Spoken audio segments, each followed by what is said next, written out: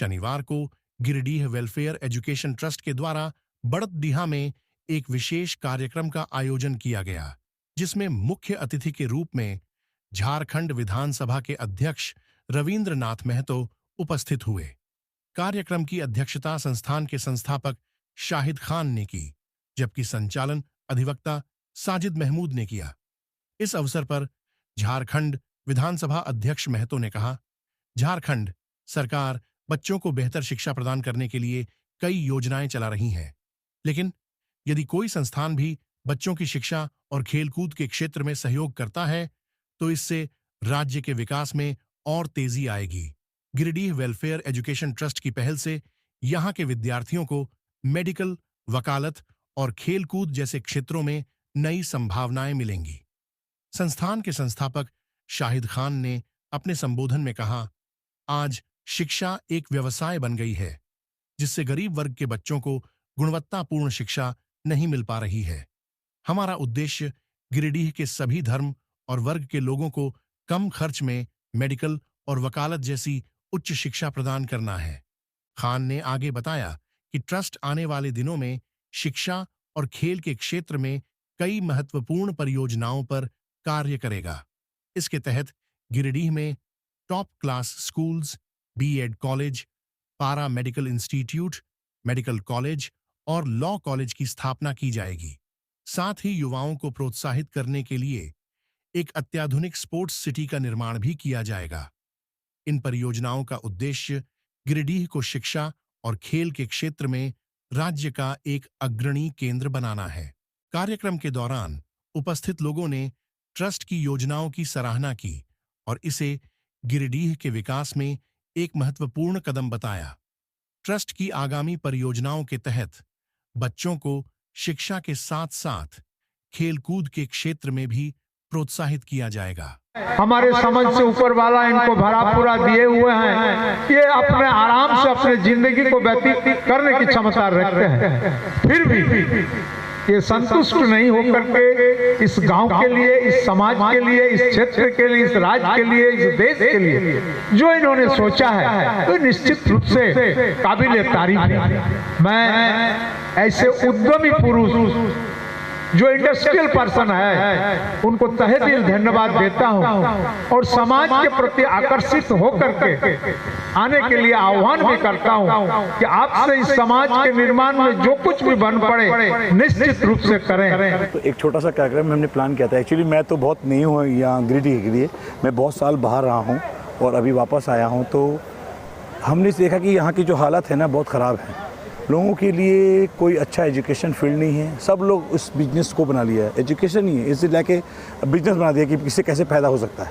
तो हमने सोचा कि यार जो गरीब बच्चे वो पढ़ नहीं पा रहे हैं क्योंकि उनके फादर मदर नहीं कर, रिक्शा पुलर नहीं पढ़ सक रहे, सब्जी जो बेचते नहीं पढ़ सकते हैं, जो रिक्शा चलाते हैं वो नहीं पढ़ते, मजदूर नहीं पढ़ सक रहे। प्रॉब्लम क्या है कि सब लोगों के पास उतना पैसा नहीं है जो उन लोगों को पढ़ा सके। इसलिए मेरा ये उद्देश्य था कि मैं एक अच्छा स्कूल खोलूँ जिससे मैं कम से कम फीस में एक अच्छा एजुकेशन दूँ। ये फर्स्ट मोटो है। सेकेंड मोटो है कि पैरामेडिकल कॉलेज यहाँ पे खोलना बहुत ज़रूरी है क्योंकि यहाँ पे हॉस्पिटल में बहुत बुरी हाल है, लोग अनशिक्षित है, अनक्वालिफाइड है कि जो चीज़ों को वो बना सके। तो बस यही सब था, 2-3 आइटम था जिसमें हमने सर को बात किया था। सर बोले कि मैं श्योर रहूँगा कि शहर का भी मिशन सेम है जो मेरा है। उसके बाद हमने क्या किया कि पैरामेडिकल में जितनी मेडिकल हॉस्पिटल्स में है, मेरा एक पैरामेडिकल दरभंगा चलता है, DPMI दरभंगा, उसमें हम ऑलरेडी मैं डायरेक्टर हूँ।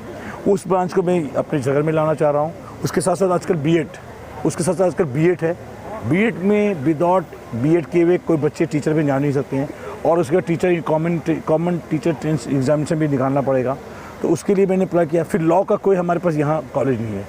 लॉ के अच्छे वकील हैं, जैसे ये दोस्त हमारा लॉ है, लेकिन यहाँ पे कुछ बच्चों के लिए पढ़ने के लिए बाहर जाना पड़ता है, वो अफोर्डेबल नहीं है, सबके बच्चे अफोर्ड नहीं कर सकते। तो मैं सोचा कि क्यों नहीं इन हाउस में एक लॉ का भी कॉलेज बनाऊँ।